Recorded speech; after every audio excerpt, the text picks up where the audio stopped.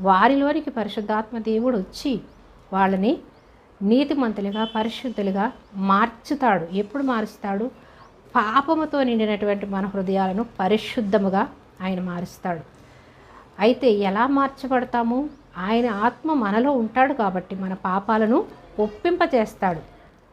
అంతేకాని మనం పాపాలను విడిచిపెట్టిన తర్వాత ఆయన దగ్గరికి వద్దాం, నేను పాపంలో ఉన్నాను కాబట్టి నేను అర్హుడు కాదు అని అనుకుంటూ ఎవరైతే ఇంకా దేవుని దగ్గరికి రాకుండా వెనుకబడుతున్నారో వాళ్ళందరూ కూడా తెలుసుకోవాలి. ఏమని?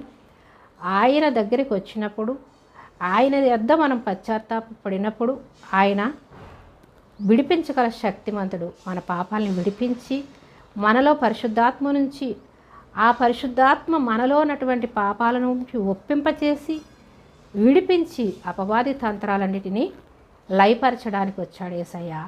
మనలో ఉన్నటువంటి